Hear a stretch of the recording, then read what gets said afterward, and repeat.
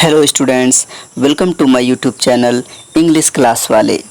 हंसते रहिए, मुस्कुराते रहिए और थोड़ा पढ़ाई पे भी मन लगाते रहिए। आ जाइए हम लोग मोमेंट्स यानी सप्लीमेंट्री रीडर का फर्स्ट चैप्टर पढ़ेंगे, द लास्ट चाइल्ड बाय मुल्क Raj Anand. The last child का कंप्लीट हिंदी आपको हम एक्सप्लेनेशन करने वाले हैं, यानी आपको इंग्लिश में नहीं बल्कि मैं हिंदी में इस पूरे कंप्लीट लेसन को आपको बताने वाला हूं। यदि आप इसको ध्यान से सुनते हैं तो आपको इस लेसन को समझने में बहुत ज़्यादा हेल्प मिलेगी।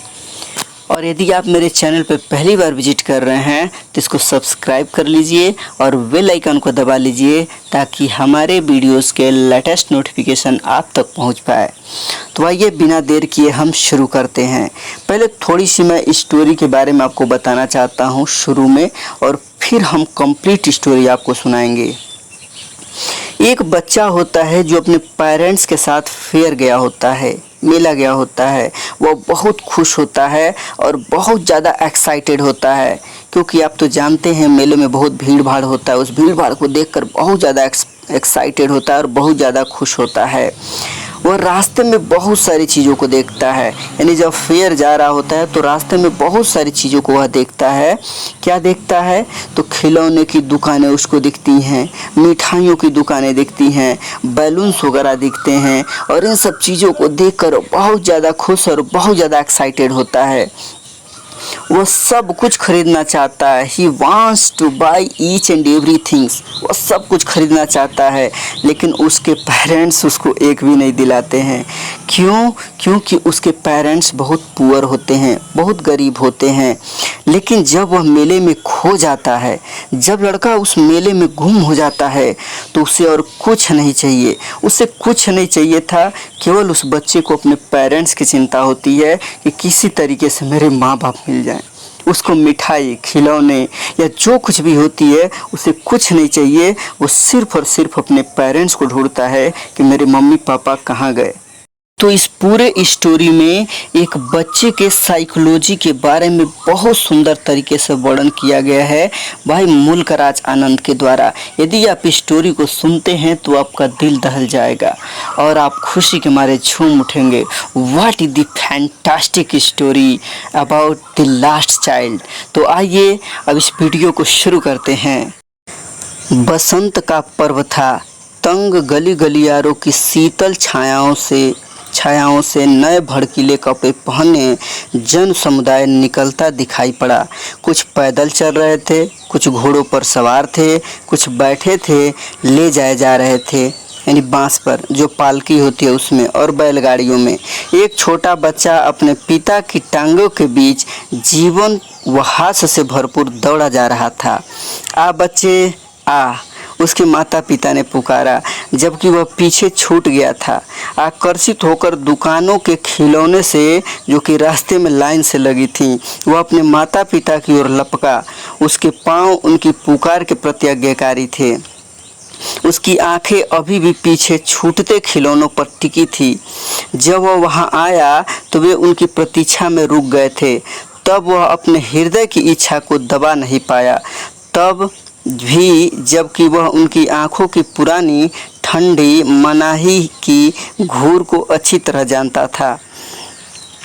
मुझे वह खिलौना चाहिए, उसने निवेदन किया। उस बच्चे ने निवेदन किया, मुझे वह खिलौना चाहिए। उसके पिता ने अपने परिचित क्रूर शासक के से ढंग से उसे लाल आंखों से यानी क्रोध से देखा। उसकी माता जो कि दिन की मुक्त आत्मा द्वारा द्रवित थीं, वे नर्म थीं, और उसने अपनी उंगली पकड़ाते हुए बोली, देख बच्चे, तेरे सामने क्या है? यह फूलों से भरा सरसों का खेत था, पिघले सोने के जैसी पीला, जबकि यह समतल धरातल पर मीलों और मीलों फैला था। च्यूरो यानी ड्रैगन जो फ्लाइज होते हैं का एक समूह किसी अकेली काली मधुमक्खी की या फूलों से मधु की तलाश में लगी किसी तितली की उड़ान को काटते हुए अपने चमकीले उनाबी पंखों पर शोर करते हुए उड़ रहा था। बच्चे ने अपनी एकटक दृष्टि से हवा में इनका पीछा तब तक किया जब तक कि उनमें से एक ने अपनी पंख स्थिर नहीं कर लिए और टिक नहीं गई। और उसने इसे पकड़ने की कोशिश की। यह जब उसने उसे अपने हाथों से बस पकड़ ही लिया था कि अब पंख हिलाते व फड़फड़ाते ऊपर हवा में चली गई। तब उसकी माता ने उसे चेतावनी भरी पुकार दी, आ बच्चे, आ पगडंडी पर आ। वह प्रसन्नतापूर्वक अपने माता पिता की ओर दौड़ा और कुछ देर तक उनसे सटकर चलने लगा। तो भी पगडंडी के किनारे, जो कि भारी संख्या में धूप का आनंद लेने के लिए जो छोटे कीड़े मकोड़े बाहर आए थे, उनसे आकर्षित होकर शीघ्र पीछे छूट गया। आ बच्चे, आ। उसके माता पिता ने पेड़ों के एक झुंड की छाया से पुकारा, जहां वे एक कुएं की जगह पर बैठ गए थे। वह उनकी ओर दौड़ गया। छोटे फूलों की वर्षा उस बच्चे पर हुई, जबकि वह पेड़ों के झुंड में दाखिल हुआ और अपने माता पिता को भूलकर उसने बरसती पंखुड़ियों को अपने हाथों में इकट्ठा करना शुरू कर दिया। लेकिन देखो, उसने पंडुकों यानी पाखताओं का कूकना सुना और अपने माता पिता की ओर चिल्लाते हुए दौड़ गया। पंडुक, पंडुक।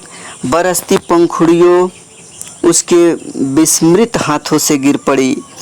आ बच्चे, आ। उन्होंने बच्चे को पुकारा, जो कि अब बरगद के पेड़ के चारों ओर गोल गोल उछल कूद करता दौड़ रहा था, और उसको साथ लेकर उन्होंने तंग लहरदार पगडंडी को पकड़ा, जो कि सरसों के खेत से मेले की ओर जाती थी। जब वे गांव के पास पहुंचे तो वह बच्चा अन्य अनेक पगडंडियां देख सकता था, जो कि भारी भीड़ से भरी थी, जो कि मेले के भंवर की ओर जा रही थी। और उसने तुरंत अपने को संसार के उस अस्त व्यस्तता की ओर आकर्षित अनुभूत किया जिसमें वह प्रविष्ट हो रहा था। एक मिठाई बेचने वाले ने हाक लगाई, गुलाब जामुन, रसगुल्ला, बर्फी, जलेबी। प्रवेश द्वार के कोने से और जो सजाकर लगाई गई अनेक रंगों की मिठाइयाँ, जिन्हें सोने और चांदी के वर्षों से सजाया गया था, उसने नीचे उसके थड़े पर भीड़ जमा की थी। लड़के ने खुली आंखों निहारा और उसका मुंह बर्फी के लिए पानी से भर गया, जो कि उसकी प्रिय मिठाई थी। मुझे वह बर्फी चाहिए, वह धीरे से फुसफुसाया। लेकिन जब उसने प्रार्थना की तो वह आधे मन से जानता था कि मेरी प्रार्थना पर ध्यान नहीं दिया जाएगा, क्योंकि उसके माता पिता कहेंगे कि तू भुक्खड़ है। इसलिए बिना उत्तर की प्रतीक्षा किए वह आगे बढ़ गया। एक पुष्प विक्रेता ने हाक लगाई, गुलमोहर की माला, गुलमोहर की माला। बच्चा अति सम्मोहकता से आकर्षित प्रतीत हुआ। वह टोकरी की ओर गया जहां फूलों का ढेर लगा था और आधे मन से बुदबुदाया, मुझे वह माला चाहिए। लेकिन वह अच्छी तरह से जानता था कि मेरे माता पिता मुझे उन फूलों को खरीदने से मना कर देंगे, क्योंकि वे कहेंगे कि यह घटिया है। इसलिए बिना उत्तर की प्रतीक्षा किए वह आगे बढ़ गया। एक आदमी एक डंडे को, जिससे बंधे पीले, लाल, हरे, बैंगनी गुब्बारे उड़ा रहे थे, पकड़े खड़ा था। बच्चा उनके रेशमी रंगों के इंद्रधनुषी वैभव से उत्तेजित हो गया और वह उन सबको लेने की अदम्य इच्छा से भर गया। लेकिन वह अच्छी तरह से जानता था कि मेरे माता पिता मुझे कभी गुब्बारे खरीद कर नहीं देंगे, क्योंकि वे कहेंगे कि क्या तेरी उम्र अब ऐसे खिलौने से खेलने की रह गई है। इसलिए वह आगे बढ़ गया। एक सपेरा एक सांप के आगे बीन बजा रहा था, जो एक टोकरी में कुंडली मारकर बैठा था। उसका सिर किसी हंस की गर्दन की तरह मनोहर झुकाव में उठा हुआ था, जबकि संगीत उसके अदृश्य कानों में अदृश्य झरने की हल्की लहर की तरह बज रहा था। बच्चा सपेरे की ओर गया, लेकिन यह जानकर कि मेरे माता पिता ने ऐसा बेसुरा संगीत जैसा कि सपेरा बजा रहा था सुनने से मना किया हुआ था, वह आगे बढ़ गया। एक झूला पूरे जोरों पर था। पुरुष, स्त्रियां और बच्चे गोल गोल गति में घूम रहे थे और ठहाकेदार हंसी से चीख चिल्ला रहे थे। बच्चा उन्हें उत्सुकता पूर्वक देखता रहा और तब उसने दृढ़ प्रार्थना की, मुझे झूले पर बैठना है, कृपया पिताजी, माताजी।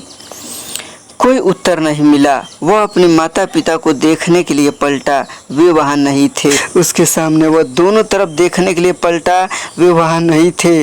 उसने पीछे देखा, उनका कोई चिन्ह नहीं था, उनका कोई चिन्ह नहीं था। उसके सूखे गले से एक भरपूर गहरी चीख निकली और उसने अपने शरीर को एक अचानक झटका देकर वह जहाँ खड़ा था वहाँ से दौड़ा, सचमुच डर कर चीखते हुए, माँ, पापा। उसकी आंखों से आंसू लुढ़क पड़े।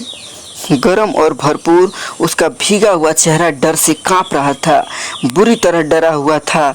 वह पहले एक तरफ दौड़ा, तब दूसरी तरफ, इधर उधर सभी दिशाओं में, न जानते हुए कि कहाँ जाए। मम्मी, पापा, वह रो पड़ा।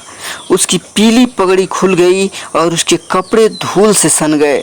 कुछ देर तक दौड़ने के आवेश में इधर उधर दौड़ चुकने के बाद वह हार कर रुक गया।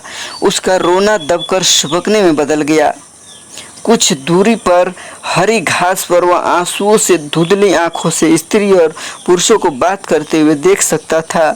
उसने उत्सुकतापूर्वक भड़कीले पीले कपड़े के धब्बों में देखने की कोशिश की, लेकिन उन लोगों में जो कि बस हंसने व बतियाने के वास्ते ही हंसते व बातें करते प्रतीत होते थे, उसके पिता और माता का नामो निशान नहीं था। वह फिर तेजी से दौड़ा, इस पर मंदिर की ओर, जिस ओर लोग भीड़ लगाते प्रतीत होते थे। एक एक इंच का स्थान लोगों से ठूसा भरा पड़ा था, लेकिन वह लोगों की टांगों के बीच से होकर दौड़ता रहा। उसकी हल्की सी सुबकी अभी भी बाकी थी। माँ, पापा। मंदिर के प्रवेश द्वार के पास तो भी भीड़ बहुत घनी हो गई थी। लोग एक दूसरे को ढकेल रहे थे। भारी भरकम लोग, चमकती हुई हथियारों जैसी आंखों वाले और मजबूत कंधों वाले।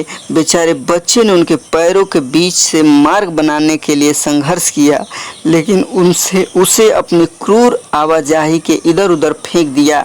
वह पैरों के नीचे कुचल गया होता यदि वह अपनी आवाज़ की उच्चतम तारकता तक नहीं चीखा होता। पापा, मम्मी। उमड़ती भीड़ में से एक व्यक्ति ने उसका रोना सुना और बड़ी कठिनाई से झुकते हुए अपनी बाहों में उठा लिया। बच्चे, तुम यहाँ कैसे पहुँचे? तुम किसके बच्चे हो? उस व्यक्ति ने पूछा, जबकि वह लोगों से बचते हुए निकला। बच्चा अब पहले से भी बुरी तरह से रोने लगा। मुझे मेरी माँ चाहिए, मुझे मेरे पिताजी चाहिए, मुझे मेरी माँ चाहिए, मुझे मेरे पिताजी चाहिए। उस व्यक्ति ने उससे झूले पर ले जाकर शांत करने की कोशिश की। क्या तू घोड़े की सवारी करेगा? उसने प्यार से पूछा, जबकि वह रिंग घोड़े तक पहुंचा। उस बच्चे का गला हजारों तीव्र शुबकियों से फट पड़ा और वह केवल चीखा, मुझे मेरी माँ चाहिए, मुझे मेरी पापा चाहिए।